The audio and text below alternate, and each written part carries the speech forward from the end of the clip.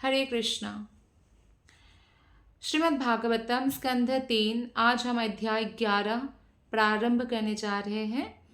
अध्याय 11 का शीर्षक है परमाणु से काल की गणना। श्लोक नंबर 1। मैत्रेय उवाच चरमः सद्विशेषाणम् अनेको संयुतः सदा परमाणुः स विज्ञेयो नृणामैक्याभ्रमो यतः। मैत्रेय उवाच चरमः सद्विशेषाणम् अनेको संयुतः सदा परमाणुः स विज्ञेयो नृणामैक्याभ्रमो यतः। अनुवाद और तात्पर्य श्रील प्रभुपाद के द्वारा। श्रील प्रभुपाद की जय। अनुवाद। भौतिक अभिव्यक्ति का अनंतिम कण जो कि अविभाज्य है और शरीर रूप में निरूपित नहीं हुआ हो, परमाणु कहलाता है। यह सदैव अदृश्य सत्ता के रूप में विद्यमान रहता है, यहाँ तक कि समस्त रूपों के विलीनीकरण लय के बाद भी। भौतिक देह ऐसे परमाणुओं का संयोजन ही तो है, किंतु सामान्य मनुष्य इसे गलत ढंग से समझता है। श्रीमद् भागवतम का परमाणु संबंधी विवरण जो परमाणुवाद के आधुनिक विज्ञान है वैसा ही है। इसका और अधिक वर्णन प्रभुपाद कहते हैं कणाद के परमाणुवाद में पाया जाता है।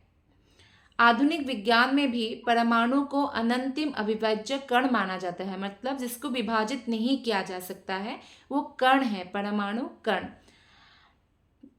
जिससे ये ब्रह्मांड बना हुआ है, पार्टिकल्स। श्रीमद् भागवतम ज्ञान के समस्त वर्णनों की पूर्ण पाठ्य पुस्तक है, जिसमें परमाणुवाद भी सम्मिलित है। और परमाणु शाश्वत काल का क्षुद्र सूक्ष्म रूप है। काल मतलब समय, समय का क्षुद्र सूक्ष्म रूप है परमाणु। श्लोक नंबर 2। सत एव पदार्थस्य स्वरूपावस्थितस्य यत् कैवल्यं परममहान् विशेषो निरंतरः। परमाणु अभिव्यक्त ब्रह्मांड की चरम अवस्था है। तो परमाणु से ही बना है परमाणु कण, इससे ब्रह्मांड बना है। जब वे विभिन्न शरीरों का निर्माण किए बिना अपने ही रूपों में रहते हैं तो वे असीमित एकत्व कैवल्य कहलाता है। जब प्रलय भी आ जाता है, शरीर भी नष्ट हो जाता है, तो भी ये नष्ट नहीं होता है। तब जब वो कोई शरीर के निर्माण के बिना रहता है ये कण, तो वो एकत्व या कैवल्य कहा जाता है। निश्चय ही भौतिक रूपों में विभिन्न शरीर होते हैं, किंतु परमाणु स्वयं में पूर्ण अभिव्यक्ति का निर्माण करते हैं। श्लोक नंबर 3, 4, 5 हम एक साथ पढ़ रहे हैं। एवं कालोऽप्यनुमीतः सौक्ष्मे स्थूले च सत्तमा संस्थानाभुक्त्या भगवान् अव्यक्तो व्यक्तभुग्विभुः सा कालः परमाणुर्वे यो भुङ्क्ते परमाणुतं सतो विशेषभुग्यस्तु सा कालः परमो महन् अणुद्वौ परमाणुः स्यात् त्रसरेणुस्त्रयः स्मृतः जालार्कराश्यम्यवगतः खमेवानुपतन्नगात्। काल को शरीरों के पारमाणविक संयोग की गतिशीलता के द्वारा मापा जा सकता है। यानी समय को शरीर के जो पारमाणविक संयोग है उसका क्या गतिशील है, क्या मूवमेंट है, उसके हिसाब से नापा जा सकता है समय। और काल उन सर्वशक्तिमान भगवान श्री हरि की शक्ति है, इसलिए हमें कभी भी समय नष्ट नहीं करना चाहिए। जैसे भगवान की एनर्जी, भगवान की शक्ति को हमें कभी नष्ट नहीं करना चाहिए।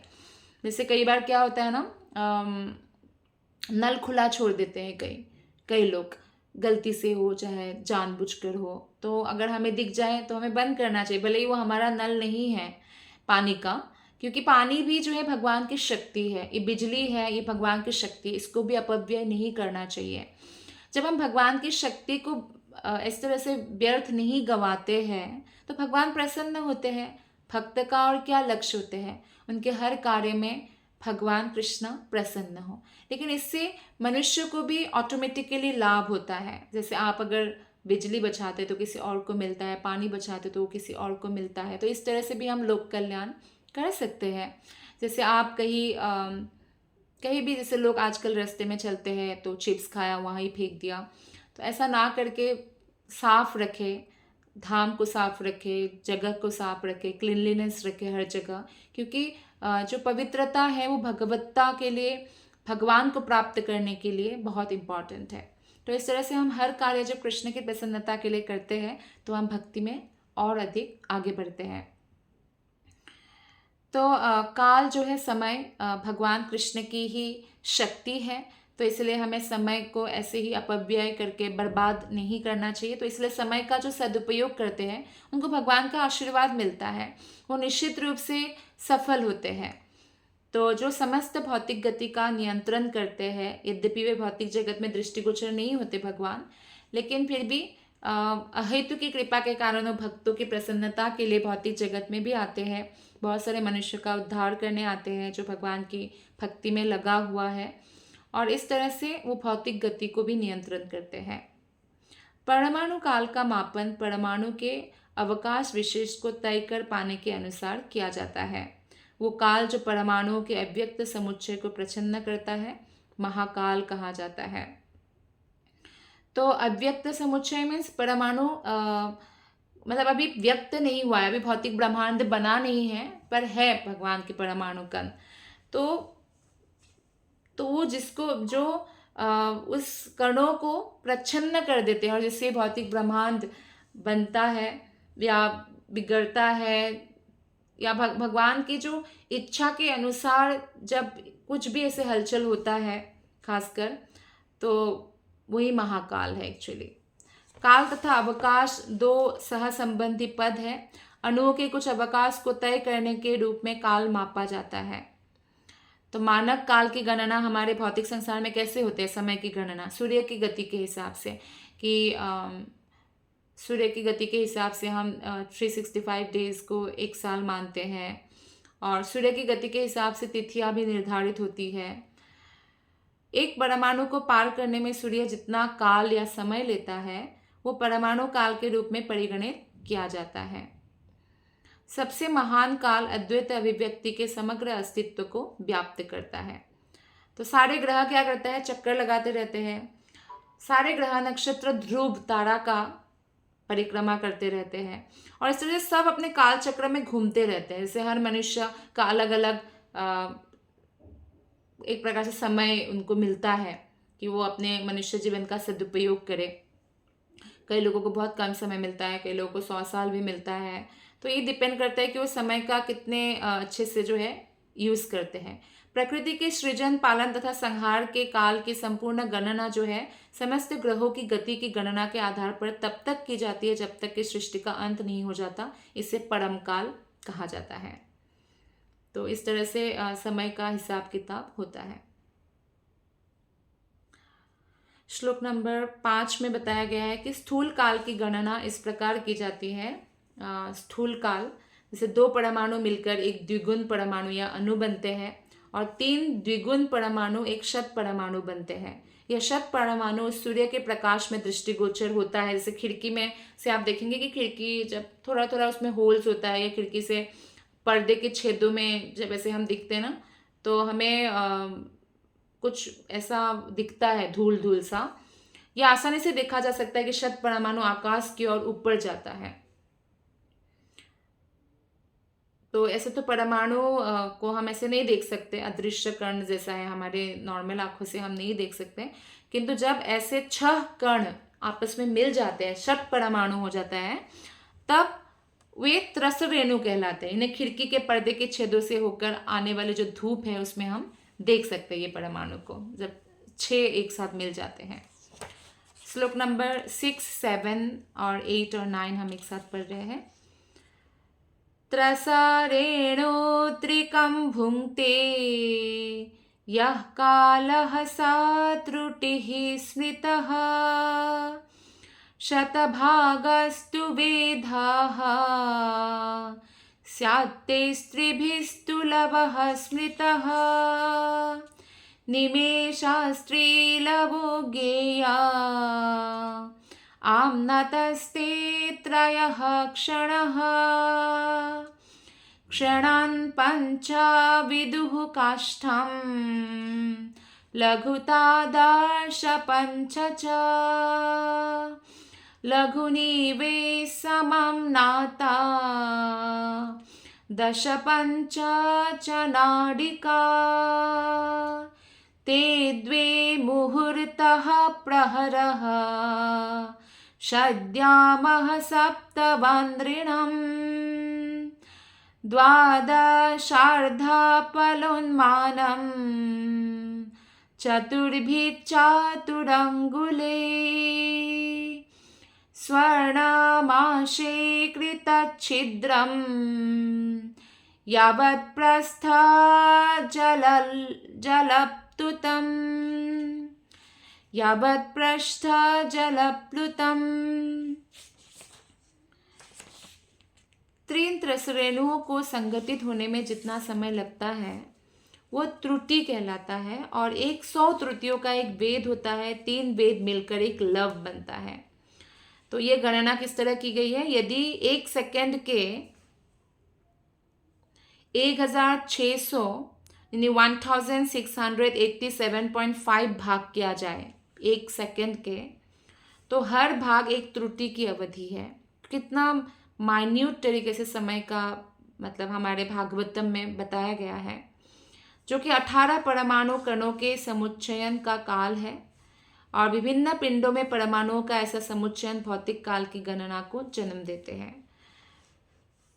3 लवों की कालावधि एक निमेष के तुल्य है। 3 निमेष मिलकर एक क्षण बनाते हैं, और 5 क्षण मिलकर एक काष्ठा, 15 काष्ठा मिलकर एक लघु बनाते हैं। तो ये समझ में आना थोड़ा मुश्किल है, क्योंकि हम वो सेकेंड्स, मिली सेकेंड्स, मिनट्स और घंटा, 1 घंटा, 2 घंटा, 1 दिन, 2 दिन, 1 साल, 2 साल, हम ऐसे में अभी ढल चुके हैं माइंड।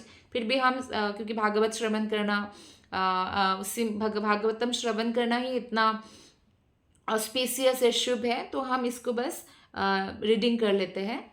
15 लघु मिलकर एक नाड़िका बनाते हैं, जिसे दंड भी कहा जाता है, और 2 दंड से एक मुहूर्त बनता है, और मानवीय गणना के अनुसार 6 या 7 दंड मिलकर दिन का रात का चतुर्थांश बनाते हैं। तो जनरली ऐसे बताया गया है कि एक मुहूर्त में 48 मिनट्स होता है। तो कहा जाता है कि कोई अगर एक मुहूर्त भगवान के स्मरण में लगा दे तो समाधि लग जाती है, क्योंकि हमारा मन इतना चंचल है कि हम एक मुहूर्त भी यानी 48 मिनट्स तक भी हम भगवान के पर मन नहीं लगा सकते हैं। लेकिन सरल उपाय है कि जब आप भगवान के बारे में पढ़ें, उस समय मन को केंद्रित रखें, हरे कृष्ण महामंत्र जप करें या भगवान की आरती करें। और सबसे बेस्ट है जब आप भगवान के बारे में चर्चा करें किसी से। अगर लगातार आप 1 घंटा क्लास दे रहे हैं भगवत गीता या भागवतम पर, तब आपका 48 मिनट्स भगवान पर ही रहना ही पड़ेगा, नहीं तो मुँह से कुछ भी आपका कोई भी कथन निकल सकता है, क्योंकि हमें कुछ बोलने से पहले सोचना पड़ता है। आगे बताते हैं 9वें श्लोक में, एक नाड़िका या दंड के मापने का पात्र 6 पल भार यानी 14 औंस वाले ताम्र पात्र से तैयार किया जाता है, जिसमें 4 माशा भार वाले तथा 4 अंगुल लंबे सोने की सलाई से एक छेद बनाया जाता है। जब इस पात्र को जल में रखा जाता है तो इस पात्र को लबालब भरने में जो समय लगता है वो एक दंड कहा जाता है। तो कितना आप देख रहे हैं कि कितना ज़्यादा जो है इसमें साइंस है, मतलब टाइम को इतना ज़्यादा डिटेलिंग में नाप सकते हैं कोई भी। श्लोक नंबर 10 से हम 14 तक पढ़ेंगे। यामा चत्वार चत्वारो मर्त्यानामाहनि उभे पक्षः पञ्चदशाहानि शुक्लः कृष्णश्च मानदा तयोः समुच्चयो मासः पितॄणां तदहर्निशम् द्यौतावृतुः शदयानं दक्षिणं चोत्तरं दिवि अयने चाहनि प्राहुर्वत्सरो 12 स्मृतः संवत्सरशतं नृणां परमायुर्निरूपितं ग्रहर्क्षतारचक्रस्थः परमान्वादिना जगत् संवत्सरावसानेन पर्येत्यानिमिषो विभुः संवत्सरः परिवत्सर इदवत्सर एव च अनुवत्सरो वत्सरश्च विदुरेवं प्रभाष्यते। यह भी गणना की गई है कि मनुष्य के दिन में 4 प्रहर या याम होते हैं। 4 प्रहर तो ये 3-3 घंटे का होता है और ऐसे बाकी 4 प्रहर भी होता है। ऐसे रात्रि में, दिन में 4 प्रहर, रात्रि में 4 प्रहर। तो इस तरह 15 दिन और 15 रातें पखवाड़ा कहलाती है। और एक मास में 2 पखवाड़े यानी पखवाड़े में यानी 15 दिन, 15 दिन में एक पक्ष होता है शुक्ल पक्ष जो उजाले का पक्ष होता है और दूसरा पक्ष होता है कृष्ण पक्ष। 2 पक्षों को मिलाकर एक मास होता है और यह अवधि पितृलोकों का पूरा एक दिन तथा एक रात है। तो यानी पूरा 24 घंटा कब होता है पितृलोक में? जब 1 महीना होता है। तो पितृलोक में 1 दिन और 1 रात है। ऐसे 2 मास मिलकर एक ऋतु बनाते हैं और 6 महीना मिलाकर दक्षिण से उत्तर तक सूर्य की पूर्ण गति को बनाते हैं। इसे हम बोलते हैं दक्षिणायन में है सूर्य, उत्तरायण में है। तो उत्तरायण को शुभ माना जाता है। भीष्म पितामह ने भी उत्तरायण के लिए वेट किया था कि मैं इच्छा मृत्यु का उपयोग करूं जब उत्तरायण शुभ घड़ी आए, जो मकर संक्रांति के बाद अब शुरू हो गया है। 2 सौर गतियों से देवताओं का 1 दिन और 1 रात बनते हैं और 1 दिन रात का यह संयोग मनुष्य के एक पूर्ण पंचांग वर्ष के तुल्य है। मनुष्य की आयु 100 वर्ष की है। तो कलयुग में आयु मनुष्य का 100 वर्ष है, पर फिर भी विभिन्न बीमारियों की वजह से और शरीर को एक्सप्लॉइट करने की वजह से लोग इतना साल तो नहीं जी पाते। बहुत सारे और भी एक्सटर्नल फैक्टर्स हैं जैसे कि प्रदूषण आदि। सारे ब्रह्मांड के प्रभावशाली नक्षत्र, ग्रह, तारे तथा परमाणु सर्वशक्तिमान के प्रतिनिधि सनातन काल के निर्देशानुसार अपनी अपनी कक्षाओं में चक्कर लगाते हैं सब लोग। तो ब्रह्म संहिता में कहा गया है कि सूर्य जो है परमेश्वर की आँख है और यह काल की अपनी विशिष्ट कक्षा में चक्कर लगाता है। और इसी तरह सूर्य से लेकर परमाणु तक सारे पिंड काल चक्र अर्थात सनातन काल की कक्षा के वशीभूत है और इनमें से हर एक का एक संवत्सर का कक्षा पूरी करने का नियमित काल चक्र है। तो सूर्य का जो रोशनी है वो हमें पृथ्वी लोक और पृथ्वी लोक के ऊपर लोगों को मिलता है। इसके नीचे के लोक में सूर्य की रोशनी नहीं पहुंचती है। इसका अर्थ ये नहीं है कि नीचे के लोक अंधकार में डूबा हुआ है। नागलोक के, पाताल लोक के जो बड़े बड़े नाग होते हैं उनका जो नागमणि है उससे उज्जवल है नीचे के लोक भी। तो आगे बताया गया है 14वां श्लोक में सूर्य, चंद्रमा, नक्षत्र तथा आकाश के तारों के 5 भिन्न भिन्न नाम हैं और उनमें से प्रत्येक का अपना संवत्सर है। तो इस तरह से समय हर उसमें अलग अलग है। आप देखिए हमारा 1 साल देवता का 1 दिन है, यानी हमारा 6 महीना उनका 12 घंटा और 6 महीना उनका 12 घंटा है। तो इस तरह से अलग अलग नक्षत्र में या ऊपर की लोग जितना हम ऊपर जाते हैं समय का अवधि डिफरेंट होता है।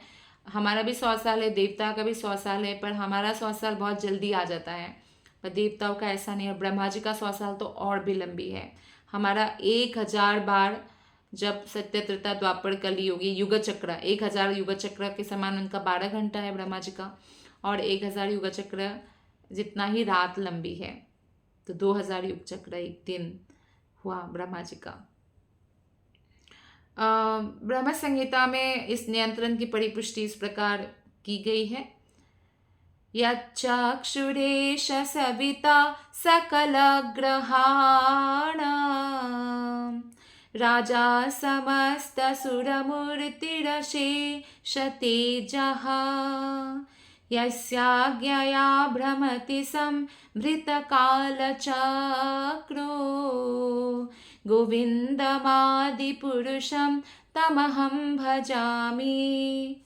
मैं उन आदि भगवान गोविंद की पूजा करता हूँ जिनके नियंत्रण में भगवान की आँख माना जाने वाला सूर्य तक सनातन काल की स्थिर कक्षा के भीतर चक्कर लगाता है।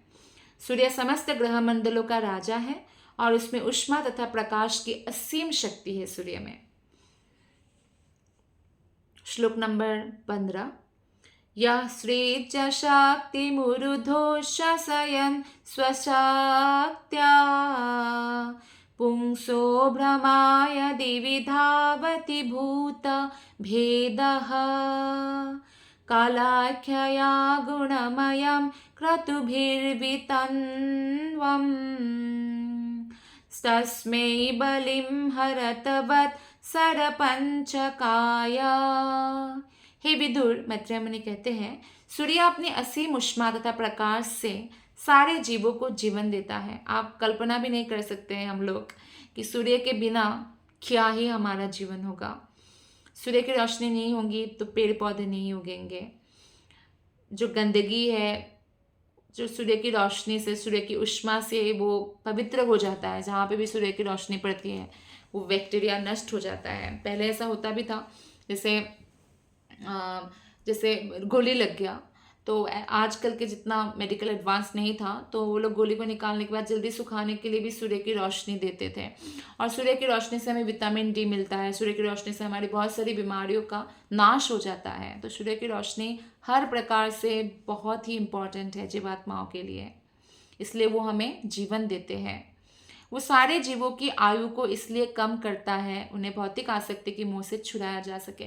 अब विराट रूप में सूर्य भगवान की आँख है, तो भगवान यानी हर समय हमें देख रहे हैं और हम भगवान की कृपा से ही जीवित है। और अगर सूर्य की दिन रात होने से हमारी आयु बढ़ रही है और हम एक्चुअली इस शरीर को छोड़ने के लिए 100 साल की उम्र तक हम आगे बढ़ रहे हैं, जैसे हर साल हम हैप्पी बर्थडे मनाते हैं, पर हमें ये भी जानना चाहिए कि हमारा एक एक साल निकलता जा रहा है। तो इसीलिए कि भौतिक आसक्ति से व्यक्ति मुक्त होने, तो व्यक्ति कितना अहंकारी हो जाएगा अगर वो वृद्ध ही नहीं होंगे, ताकि उनका रूप नष्ट हो, उनका शक्ति क्षीण हो और उनका अंग वगैरह काम नहीं करता है, तो विनम्रता आती है। जब व्यक्ति के पास कुछ नहीं होता है तो विनम्र, जब मृत्यु आ जाती है तो और विनम्र हो जाता है कि मैंने क्या किया, पूरा जीवन ऐसे ही नष्ट कर दिया। मृत्यु होना है और भगवान का नाम नहीं लिया, तो इसीलिए ये बहुत ज़रूरी है कि इस तरह से सूर्य आयु को कम करते हैं हमारे कल्याण के लिए, ताकि हम भगवत धाम जाने का प्रयत्न करें, ना कि बारंबार यहाँ पे भौतिक भोग करने के लिए प्रयत्न करें। वह स्वर्गलोक तक ऊपर जाने के मार्ग को विस्तृत प्रशस्त बनाता है। इस तरह वह आकाश में बड़े वेग से गतिशील है। अतएव हर एक को चाहिए कि प्रत्येक 5 वर्ष में एक बार पूजा की समस्त सामग्री के साथ उसको नमस्कार करे। तो सूर्य को नमस्कार करने के बारे में मैत्रेय मुनि बोल रहे हैं यहाँ पे। विदुरवाच, 16 नंबर श्लोक पढ़ रहे हैं हम।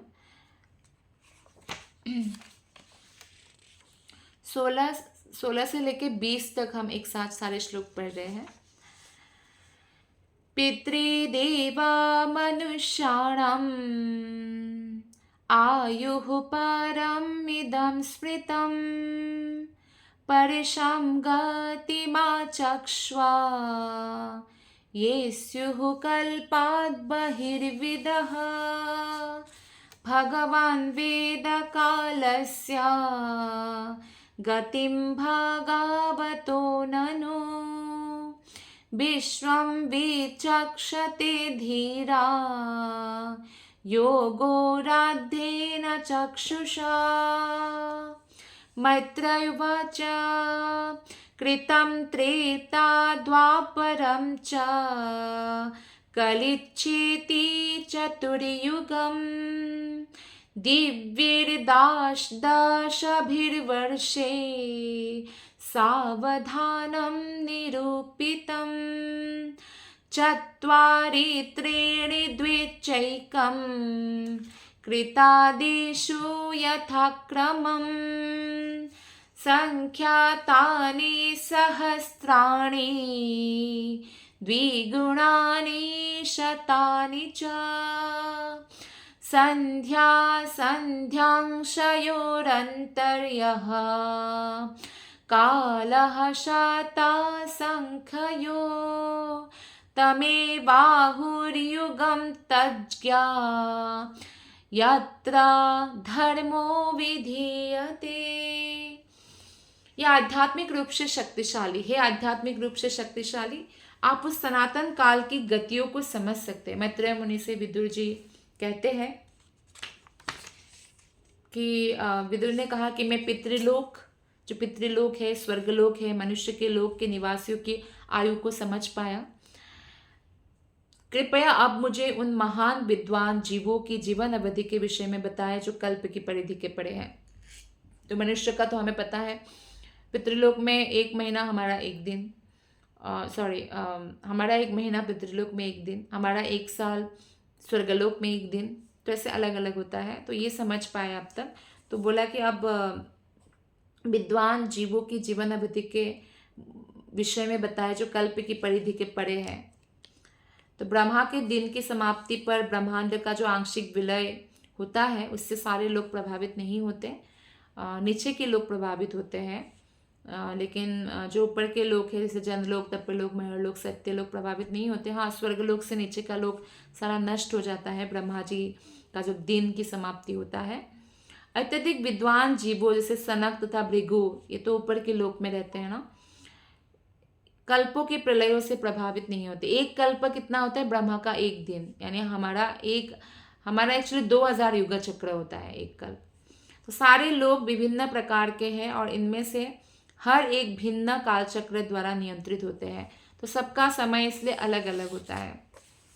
पृथ्वी लोक का काल अन्य अधिक उच्चस्थ लोकों पर लागू नहीं होता। हमारे यहाँ बहुत जल्दी समय भाग रहा है, अतएव विदुर यहाँ पर अन्य लोकों की कालावधि के विषय में प्रश्न कर रहे हैं।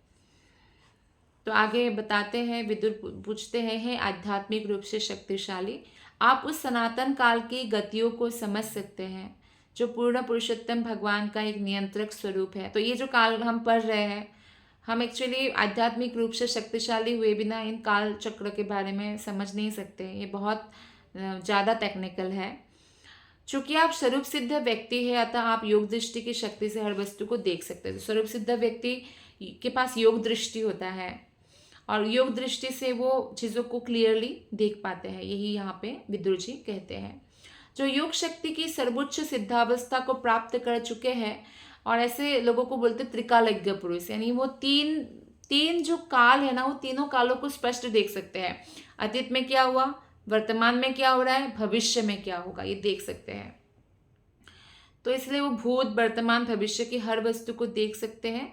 इसी तरह भगवत भक्त शास्त्रों की हर वस्तु को स्पष्ट रूप से देख सकते हैं। जो भगवान के भक्त होते हैं उन पर भगवान की अहेतु की कृपा होने के कारण जितना हम प्रयास करते हैं कृष्ण की प्रसन्नता के लिए, उतना ही हम अधिक कृपा भी प्राप्त करते हैं। भगवान हमारे साथ रेसिप्रोकेशन करते हैं और हम ये जो बातें हैं भगवत भक्त, ये शास्त्रों की बातों को समझ सकते हैं। भगवान श्री कृष्ण के भक्तगण कृष्ण विज्ञान के साथ ही साथ भौतिक तथा आध्यात्मिक जगतों की स्थिति को बिना कठिनाई की सरलता से समझ सकते हैं। तो लेकिन जैसे योगी होते हैं, योगी को तो योग सिद्धि के लिए प्रयास करना पड़ता है, लेकिन भक्तों को कोई योग सिद्धि के लिए प्रयास नहीं करना पड़ता। जैसे भक्त है हनुमान जी, नारद जी, तो ये लोग कोई योगी नहीं है, ये लोग शुद्ध भक्त है।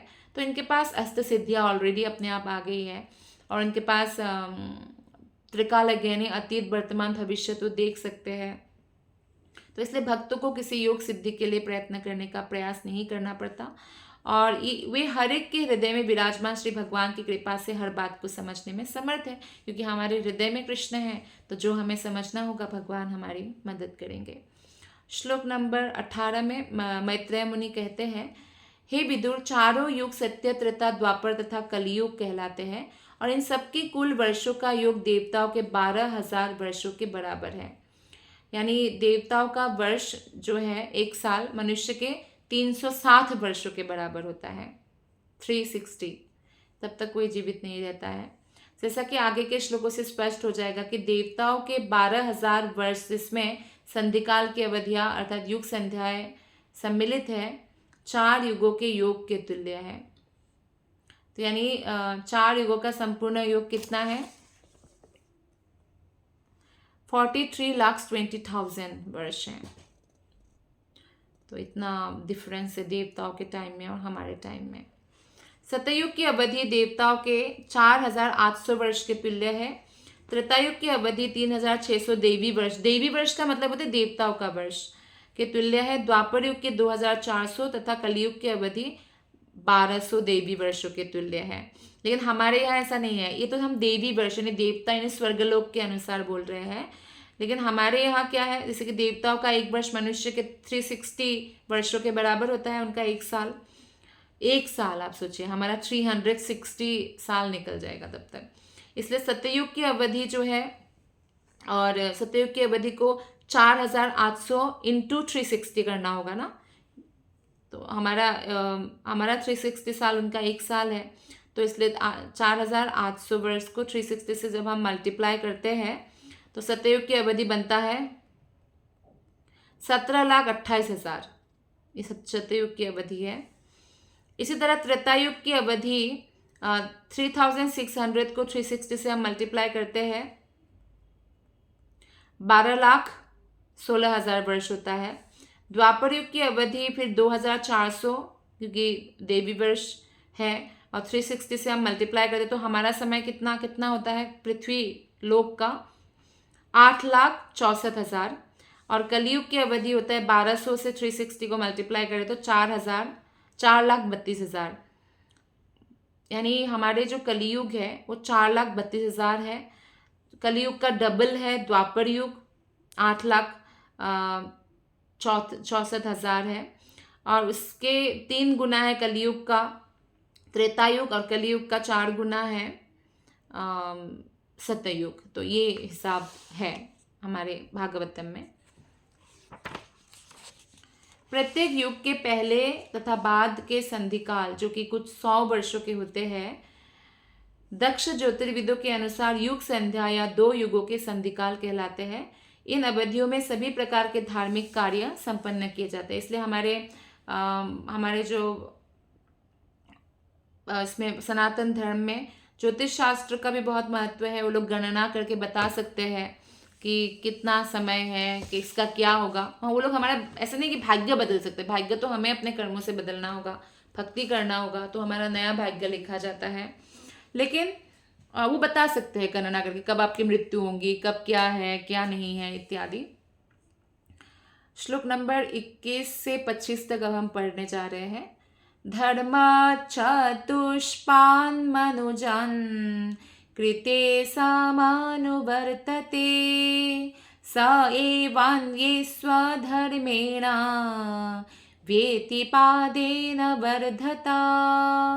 त्रैलोक्यायुगसाहस्रं बहिरा ब्रह्मणो दिनं तावत्येव निशातात यन्निमिलति विश्वश्री निशावसान आरब्धो लोककल्पोऽनुवर्तते यावद्दीनं भगवतो मनुन्भुञ्जं चतुर्दश स्वं स्वं कालं मनुर्भुक्ते साधिकाः एकसप्ततिं मन्वन्तरेषु मनव तद्वशां ऋषयः सुरः भवन्ति चैव युगपत् सुरेशाच्चानुये च तन्।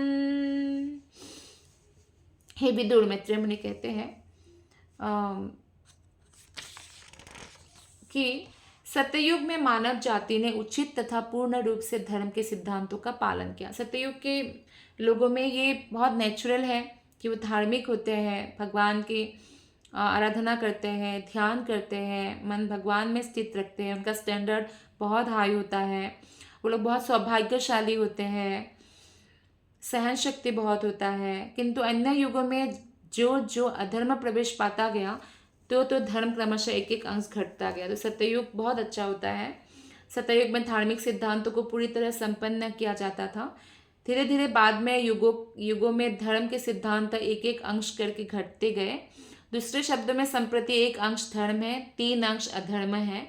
इसलिए इस युग में अधिक लोग सुखी नहीं है। कलयुग में तीनों लोग जैसे स्वर्ग, मर्त्य, पाताल के बाहर 4 युगों को 1000 से गुना करके ब्रह्मा के लोक का एक दिन होता है, ऐसे ही अवधि ब्रह्मा की रात होती है। इस बारे में हम ऑलरेडी बात कर चुके हैं। और ब्रह्मा की रात्रि का अंत होने पर ब्रह्मा के दिन के समय तीनों लोकों का पुनः सृजन प्रारंभ होता है। जैसे ब्रह्मा उठते हैं, फिर से तीनों लोग यानी स्वर्ग, मर्त्य, पाताल, ये तीनों लोग फिर से बनाते हैं। और फिर से जब ब्रह्मा सोते हैं फिर तीनों लोग नष्ट हो जाते हैं। और वे एक के बाद एक लगातार 14 मनु यानी मनुष्य जाति के जो पिता है 14 मनु के जीवन काल तक विद्यमान रहता है, ये जो स्वर्ग, मर्त्य, पाताल है। और प्रत्येक मनु के जीवन के अंत में छोटे छोटे प्रलय भी होते हैं।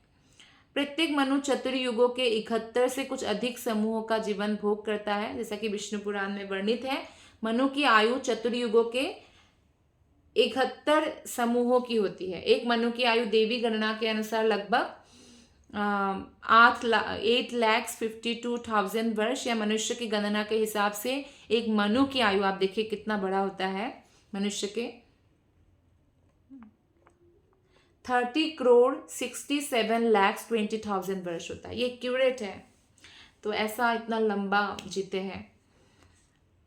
श्लोक नंबर 25 में बताया गया है, प्रत्येक मनु के अवसान के बाद क्रम से अगला मनु अपने वंशजों के साथ आता है और जो विभिन्न लोकों पर शासन करते हैं। किंतु 7 विख्यात ऋषि तथा इंद्र जैसे देवता एवं गंधर्व जैसे अनेक अनुयायी मनु के साथ साथ प्रकट होते हैं। तो ब्रह्मा के एक दिन में 14 मनु होते हैं और इनमें से हर एक के अलग अलग वंशज होते हैं। तो इसी के साथ आज की कथा को हम यही विराम देते हैं। आप सबका हृदय से बहुत बहुत धन्यवाद। हरे कृष्णा।